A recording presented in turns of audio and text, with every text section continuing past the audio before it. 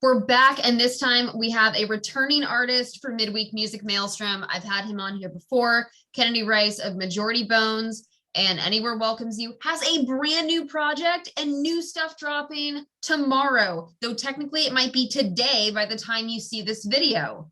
How's it going? How's it going? Thanks Shameless finger guns everywhere. Sure.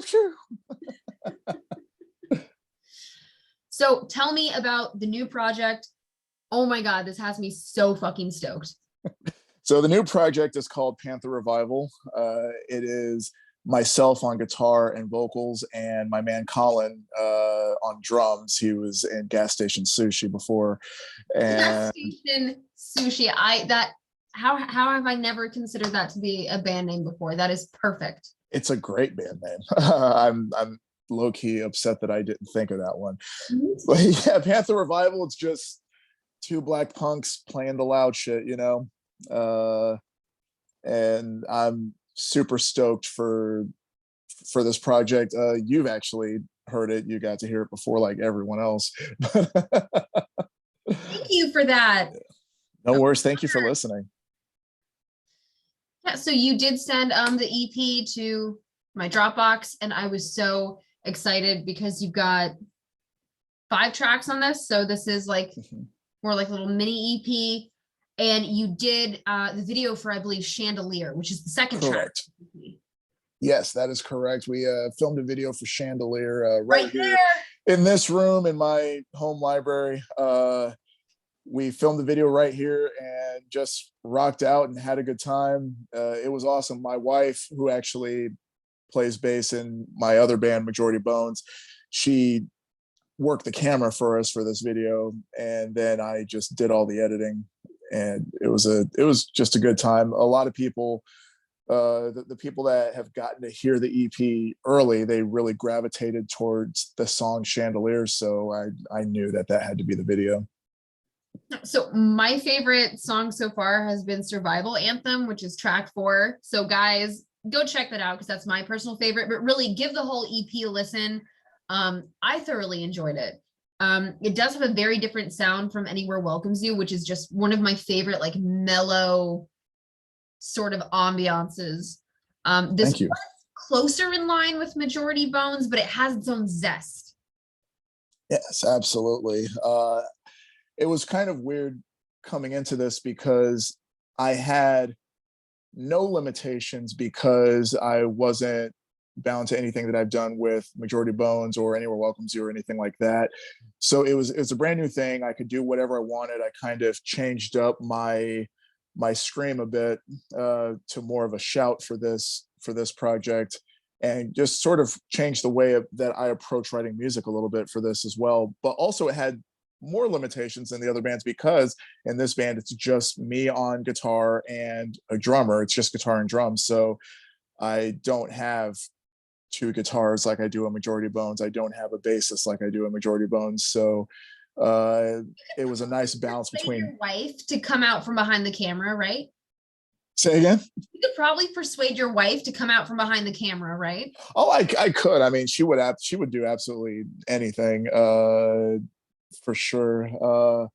But I liked the challenge of writing without a bassist and without a lead guitarist. So I'm like, okay, now I have to write music that is interesting enough with just one guitar and drums, but also stuff that I can play and sing at the same time, since I have to play on every song now. Whereas with Majority Bones, I can get away with writing guitar that I can't sing at the same time with, because on those songs generally I'll just put the guitar down, our lead guitarist just plays the guitar and I just sing. We have a few songs like that, Majority Bones, but for this one I'm playing guitar on everything. So it was a nice challenge for me to make it interesting, but also make it so I can play it and sing at the same time. Awesome. I was really excited when you were like, hey, I got new stuff coming out. And I'd hit you up to kind of check in to see where everything was going. So for any of you looking to do interviews, one thing you should know is that as a Cryptnotic alumni, you do get priority in your interview upload when you are a returning guest promoting new music. So I was thrilled because that means more awesome stuff coming. And the whole purpose of Midweek Music Maelstrom is to help you guys find new music to listen to, new artists to discover. And this I thought was perfect. Having an interview already, you guys already know what he's about. You kind of have a taste of his sound. And now there is just more available, which, you know, you should probably drop a new EP every week. I would. I probably could. If it was Anywhere Welcome To, I probably could do that because I write extremely fast for that band. So, so yeah. how did this kind of, one, what made you decide Panther Revival needed to be your new project? And how did that creative process come about? Was it the same or different than what you normally do? Yeah, Panther Revival became a thing because Panther Revival was a band that I wanted to listen to that didn't exist. And so I decided to create it. And that's really how I approach all my music. Anywhere Welcome To exists because it didn't before. And I mean, yeah, you could find bands and artists that it sounds like if you listen to Anywhere Welcome To, you would think, okay, it has Mountain Goats vibes. It has Aaron West and the Roaring Twenties vibes, but it's still its own thing. For Panther Revival, I wanted just a two-piece black punk band that was shouting about the things that were important to me with this specific sound. So I just said, you know what, I'm going to make it. And so the writing process for this, I actually have a lot of like guitar demos that didn't make it onto this EP. A lot of it started with me just kind of playing in a room and playing around, like writing with distortion on, because normally with my other bands I do most of my writing on an acoustic guitar, and then if it's majority bones I'll change it to electric when we actually record and stuff. But with this, I actually did, I think, all of the writing with my electric guitar plugged into my amp with my distortion going, and just did what sounded good. I just played around with what excited me. And when I found something that excited me, I was like, okay, cool, I can work with this. And then I start working on the drums and see what could complement it. And then before I knew it, I had 5 instrumental tracks that excited me, and I wrote the lyrics down. Awesome. What I really loved was the video was kept fairly simple. And I think that really suited the track. And I can't wait for everyone to see that. You know, I'll be posting links in the description, of course. I think that you had a good idea of where to find your footing with this sound. Thank you so much. Yeah, because you're not a novice. You've had other projects that you've done. So you kind of, did this feel more like that? Like you knew there was a specific goal with this and there's a certain sound that you wanted to hone? Oh, absolutely. I knew right away when I first started conceptualizing this band last year, I knew exactly what I wanted it to sound like. And it was one of those cases where in certain cases with certain songs, I could hear it in my head. I could hear what I wanted it to be. I just had to basically teach myself how to play it. And so it very much had a very cohesive, it had a goal, like it had a place that it was headed towards. Same thing with the eventual full length, because we're dropping this EP, and we also have a full length that should be coming before the end of the year, and most of that has been recorded already. All the instrumentals have been recorded.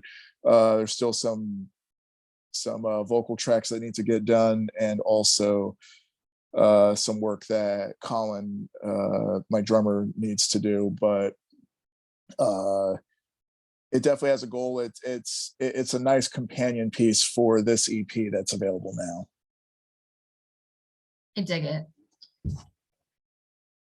So you said that this was something that you'd had in the works since last year. Mm-hmm. So was that before or after we had done our interview in November? It was before. When we did our interview, I think that week I had finished recording the EP, if I'm not mistaken. I'm pretty sure I'd I'm pretty sure we had finished recording the EP that week. But it dates back even before that, because well before that interview, I had the idea. I had like kind of conceptualized it. I knew that I wanted there to be a band called Panther Revival that was, talking about these things that were important to me. So it was just a matter of time. It's just a matter of sitting down to create it, but also finding the time, because I do play in other bands, and outside of music, I have a real life and a family and stuff that I have to balance. So I was finally able to find the time that I could dedicate to where I'm like, okay, I'm going to make this happen, and I want to drop it in February. Awesome. So it's called Protest Songs, right? The EP? Correct. Protest Songs. All right. And Protest Songs they'll be able to find on Bandcamp. It may take another minute to hit the streaming services like Spotify, Yes. but it's going to be available on all the other platforms that you had your previous music on. Absolutely. It'll be available on all platforms. When this interview goes live, it will be available on Bandcamp. It'll be available for free. You can pay if you want to, and feel free to, because we could use the cash, but it is available for free. Most important thing is I just want people to hear it and listen to it. So yeah, it'll be available on Bandcamp right away, and then all streaming services not too long after. Are there any plans in the works for merch or shows? Yeah, I've designed some merch. I haven't actually like buckled down and gotten anything made yet, because it does depend on shows, and I don't know, with everything that's going on. I'm not sure when we're going to be able to play. We were going to play a festival, like we were going to have Panther Revival at a festival over in San Antonio, but unfortunately that got canceled due to COVID and all that. So that seems to be the situation across the board. Yeah, so we're just kind of figuring things out. We're not necessarily in a rush to play live, but there definitely is a plan for us to play live and start doing shows and all that. We should for sure be doing shows before the end of the year, and hopefully before the full length drops. But there is going to be a full length. There is, yep. This year, later this year, it'll drop. I'm hoping for a summer release, but it could be fall. But it really just depends on when we get it done and all that. Like it'll come when it's ready. But yeah, it is kind of wild though, with going back to shows, just how it just really sucks how things are like things were doing better, but now they're getting canceled again. Like AFI, one of my favorite bands, they just postponed their tour today, and I was so glad that I've procrastinated so long on buying tickets for it, because I wanted to go, but I just kept on putting it off. Like I'm like, I'll buy my tickets later. It's no big deal, and I'm so glad I waited because they postponed it to the fall. But in the comments, if you look in AFI's comments on Instagram, there's this lady who was like, I literally just bought my tickets today and they postponed the show. And I'm like, that sucks, fam. That post, I had one of the comments. I saw that one. I saw the one that Billy Idol made about postponing his show. Yeah. It's everywhere. It's a bummer. I know AC Slade had to get his tour with Till Lindemann rescheduled for later in the year. It's supposed to be in march. Like, everything is getting moved around. We have to keep our fingers, toes, and eyes crossed for When We Were Young Fest. Yeah, like I'm like, I really hope that thing doesn't get canceled. I'm not going, but it's still like exciting. I'm not. What was that? I'm not going either. I don't have that kind of right now. It's still exciting though, because a lot of my favorite bands from when I was young are playing that thing, and I don't know, it just looks like it'll be a good time. Thankfully, I think AFI is actually still playing that show, but yeah, it's still just. What would happen if they canceled that one? I think the reactions will be twofold if When We Were Young gets canceled. I think on one hand, there will be a lot of people that are bummed out because this is basically like your chance to have the mid 2000s Warped Tour all over again. And then on the other hand, there will be a lot of people that were like, I knew this was a train wreck. Of course they canceled it, you know, like they were never going to put this show on. So I think you'd see a lot of both reactions there. Oh my God. That has been like, it seems like one of the highlights of the year. Yeah.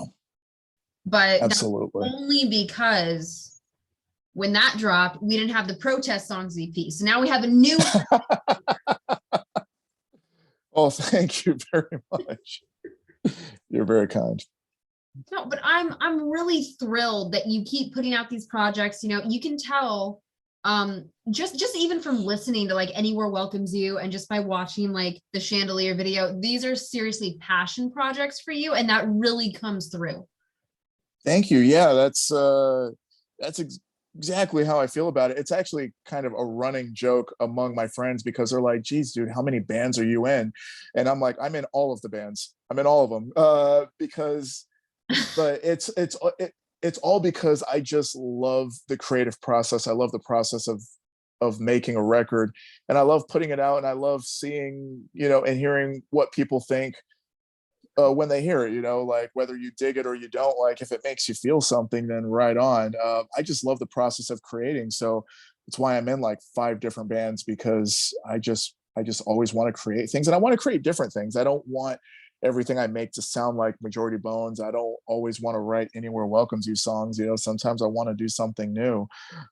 Sometimes I want to sing differently, you know, and so I just do it because I just have that freedom to do so. That's an awesome feeling to know that you just have that freedom to be creative. And I'm sure that that produces better work when you know you're not restricted. I like to think so. Absolutely. I'm sorry. My little light has been flickering a little bit. I don't know if you can tell on camera, but that was all it took to distract me. Oh, you're good. Squirrel, basically. You were saying how you're just in all the bands. So I done an interview, I think it's going to go up this Saturday actually, with a band called Ocean's End. And they were talking about how with all the different sounds they have, you know, punk core, easy core, they pretty much describe their style as whatever core, like everything and the kitchen sink. I like that. Well, kitchen sink core, that would be great. That would be. That's awesome. And then he was discussing how like he'll do like some vocals, like these like echoey vocals that are a little reminiscent of what you find in salsa music. So we came up with Chips and Salsa Core. And I think that all the band's core could be another sound because everything ends in core now. It sure does. All of it. I definitely agree with that for sure. It's just I'm in all the bands, and I love it. Kennedy Rice. How do you find the time? What's up? Kennedy Rice Core. Yes, Kennedy Rice Core. Yeah, that's a pretty accurate descriptor. I'm really thrilled that you're able to do all these projects, and the fact that I'm able to just, you know, let people know about this. I'm sure folks are going to love it. I love it.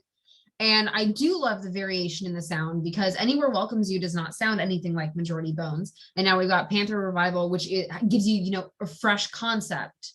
Like lyrically, it's very different than some of the other projects. Absolutely. With Majority Bones and Anywhere Welcomes You, actually, like there are some like social and political songs. There's a few in Anywhere Welcomes You. There's more in Majority Bones. However, Panther Revival, it very much leans on that, because I'm just talking about the different issues and the things that are important to me, as could, you know, be determined by the name, protest songs, you know. It's kind of a giveaway, like a spoiler alert there. Oh no. Yeah. So how did you come up with the name Chandelier? Because I wrote the lyrics for that I'm song. sorry if Oh, it's insulting, but I went into that expecting to see a cover. oh yeah.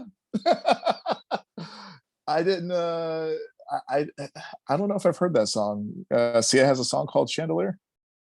We're no longer on speaking terms. Oh, although honestly, I probably have heard it and maybe just don't know it. But yeah, no, I called it that just from the lyric. I'm not your decoration, and I had no idea what to call the song. I had actually kicked around a few different song titles previously, which for some reason I can't remember any of them now, but it had a few different titles before. But then when I was thinking about decorations, I just settled on Chandelier, and I'm like, you know what? Why not? That's the name of the song. Yeah, sure. I don't say the word chandelier anywhere in the song, but you know what? It's all good. Well, I mean, most of like those long ass Fall Out Boy and Panic at the Disco titles don't get said in the song.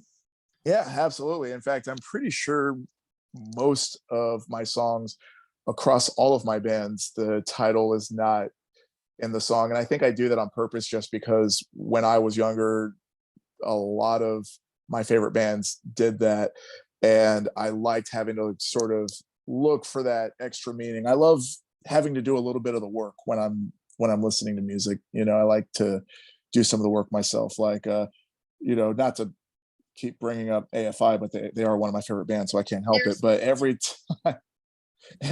time I got a new AFI record, I was so stoked to flip through the booklet, to look at all the artwork, figure out what everything means, going on the message boards, coming up with theories about what were they, talking about when they said this. What does this mean? What are these symbols and all this stuff? Like, I love that stuff. And so that really comes out when I'm making my bands. That influence sort of comes out because I want to make the kind of records that I would have been excited to investigate when I was a teenager. You know what I mean? So that's just kind of where that comes from.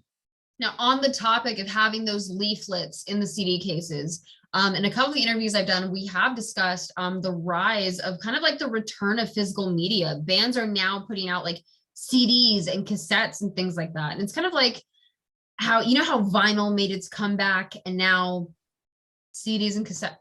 What is happening? How do you feel about that? I love that. I'm a big fan of physical media. I was a late adopter to Spotify. I only got it like a couple years ago because I always just loved going and buying my records. I love the process of ripping off, the cellophane, opening it up, flipping through the booklet, seeing everything, just seeing the artwork and reading everything. And it is kind of interesting that the CDs have kind of seen a resurgence. Just like how you mentioned, vinyl. It's almost getting to that level because you don't see a whole lot of it now. I don't have physical copies for all of my releases, but for most of the releases, I do try to at least do a small run of physicals. And even when I do it digitally, I generally will at least make a digital booklet. And so that way they can flip through the PDF and see the different artwork and see what I would have in a physical release if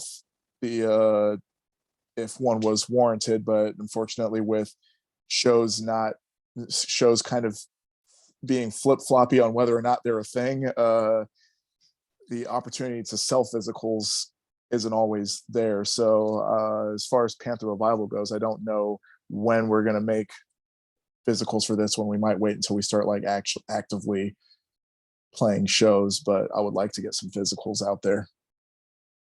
Right.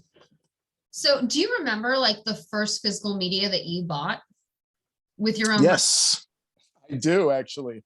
The first album that I ever bought with my own money was Meteora by Linkin Park. I had owned quite a few CDs prior to that that my dad bought for me, but the first one that I ever bought with my own money was Linkin Park's Meteora, and I was like obsessed with that album. I was obsessed with Linkin Park for a while. Like I had a Linkin Park poster over my bed like until I was 18 years old. Uh, even when I kind of wasn't listening to them as heavily as I used to, I still had that poster over my bed. I still love Meteora. It's a fantastic record, and it was like the first time that I was super hyped for an album. And I was like, I need to buy this like the day it comes out. Oh, awesome. And I don't think that one had an explicit label, did it? Because that's the album where they don't have No. swearing. So I think No, they didn't. Yeah, they didn't have any swearing on. I think the first two Linkin Park records, the first two or three. But yeah, there wasn't an explicit label on that. there were some sort of themes with them. I don't remember what it was, but they had decided going into Meteora there wasn't going to be any swearing on it. And I think that was why, like when we were younger, like it's like, oh, I'm going to get this one because we actually could. Yeah. We didn't have the parental advisory. Absolutely. I used to get all my my CDs at Sound Exchange because none of the people that work there ever checked. So they didn't say, hey, you need a parent. So the first two that I bought with my own money were Marilyn Manson's Antichrist Superstar and Rammstein's Herzeleid. And they were both parental advisory. And I'm just like, yep, they're mine now, bitches. Since you mentioned that, I honestly don't think I've ever been carded for an album, no matter where I bought it, which is really weird. I used to buy most of my records at either Best Buy or actually Hot Topic because they used to sell music there. But it depends on like how me. you look. And I've always looked really young. So that might be it. I think for a while I probably looked older than I was. Of facial hair. I bought Coheed and Cambria's Good Apollo on Burning Star 4 Volume 1 of course. From Hot Topic. And I was definitely underage. This is like the day it dropped. I was underage and I didn't have my parents with me. It was just me and my brother and one of our friends. And we were all underage and they still sold it to me. I don't think I've ever been carded for an album. I remember the day it came out, 666, June 6, 2006, AFI's Decemberunderground. I went and yes. Yes, I remember that. And I could not buy that the day it dropped because I was at summer camp that week. So I had to wait until like a week later. And the first thing I did when I came home from camp was I was like, hey, mom and dad, I need to go to the store and buy this album. And they took me, which was pretty nice. But yeah. Unacceptable that you had to wait a week. It bummed me out. I was so upset because like I knew when it was dropping and I was so excited, but I had to go do this camp. And it was, I like the whole time I'm just thinking, oh man, I could be listening to the new AFI record right now. And everyone else is listening to it and loving it. And I got to wait a week because I'm stuck at camp. I got it before you.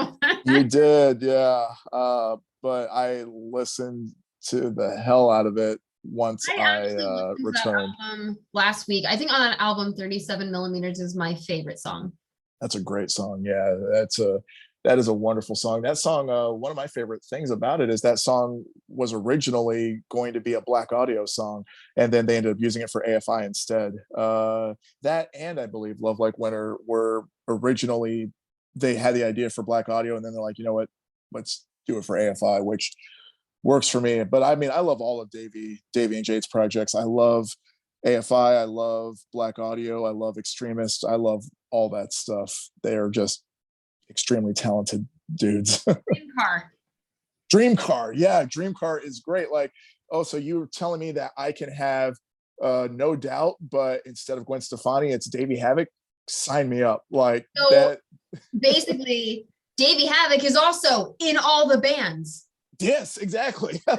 Exactly. Like, and I model a lot of my creativity, like the way I approach creativity and art in general, comes from Davey's influence. So I guess it makes sense that I would be in all the bands because Davey is in all the bands. Yeah. So I think last time I mentioned to you, like I used some promo for Catfight Coffee. Nice. Played. And I also, that's a great shirt. It is. So they're discontinuing the Night of the Living Dead bundles because it's officially licensed and the licensing is running out. So you're not going to be able to get these for much longer. Like once they're depleted, that's it. So I need to prioritize. Oh no, Kennedy's frozen. He froze, guys. What do I do? Hello?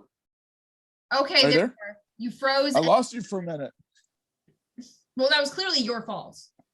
Absolutely. I just got the last thing on my screen that says your internet connection is unstable.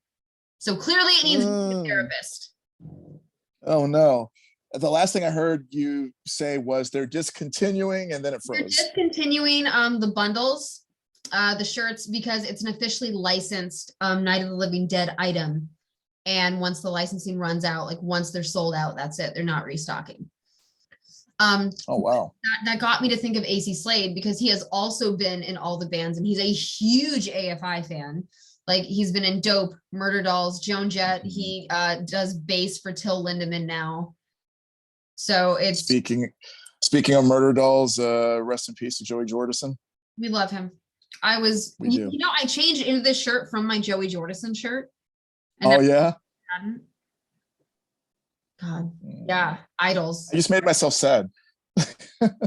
I can't dwell on it too long or I will be sad. But did you know that Catfight Coffee also has a Murder Dolls coffee? I did not know that. Oh my God. What's it called? I have to send you some.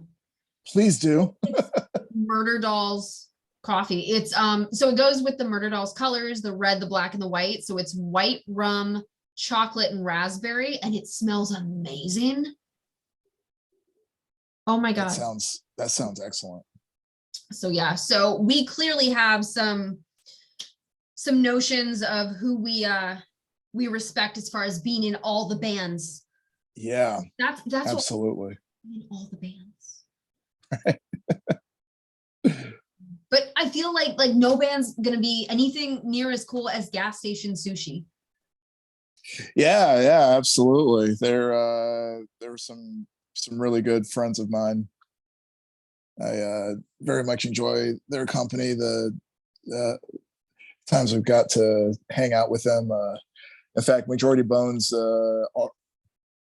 our last show before COVID hit in 2020 was with Gas Station Sushi. So that was a lot of fun. There's some things that just stick with you. And for me, it's Gas Station Sushi and Peanut Butter Crack Babies. I love that name. I listen to them on Spotify. They're not entirely my style, but the name just, I stuck to it like peanut butter. Yeah, there's some of those names just stick with you. Like one of my favorite band names ever is Dale Earnhardt Jr. And I don't even listen to them, but I love that band name. Dale Earnhardt Jr. and also the band name Elton John Cena. I love those. So while I've got you here, are there any other groups that you would want other people to check out? Maybe give some shout outs? Yes, absolutely. Lagrimas is an excellent band. Lagrimas. They are a wonderful band fronted by my friend Jasmine. They definitely show them some love. And also the Centaurettes, they have a new EP that's on Spotify right now, and it is phenomenal. Like I spent a lot of time listening to it, and like I always like to support my friends, but I won't go this hard for you just because you're my friend. But the Centaurettes EP, I can't remember what's called. I think it's Born to Be Mean or something. I'm gonna look it up real quick. Sorry, I don't know if you can still see me since I went away. I can't see you. I just see me. Oh no, hold up. Cute to Be Mean. There we go. Yeah, Cute to Be Mean. It is an excellent EP. I highly recommend everybody check it out. Awesome. I'll make sure that I add some of those links in the descriptions. You guys are going to be able to find this EP and the video for Chandelier also in the description that I'm going to link in this video. Thank you so much for coming back on. Thank you for having me. Anytime. I am super down. All right. And if you guys want to find more music, I'm going to link the bands that he just recommended because we love supporting artists here at Crypnotic and we want you guys to find what you're missing. Support some local artists. You know, if you can't really afford to spend the money to see a show, to make a donation or purchase on Bandcamp or get merch, you can always just give them a follow. You know, make sure you like their posts, support them, let other people know about them. It doesn't have to cost you a lot of money to support the local music scene. And what we really need right now are our local artists. Absolutely. I can't thank you enough for being here. So check out Majority Thank Bone you so much. welcomes you, and Panther Revival. We're going to have a lot more coming from Kennedy Rice. He's going to have the full length coming out later this year. When I know about it, you'll know about it. And this has been Midweek Music Maelstrom. We love you guys. Thanks for sticking with us. Now let's make sure that I don't mess up the ending to this like I did on the last interview with you. Yeah. Okay. I think I did it again.